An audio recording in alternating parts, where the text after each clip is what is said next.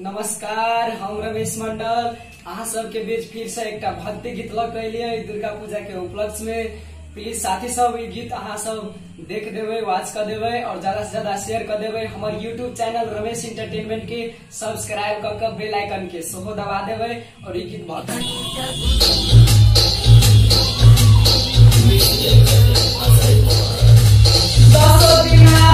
Durga Puja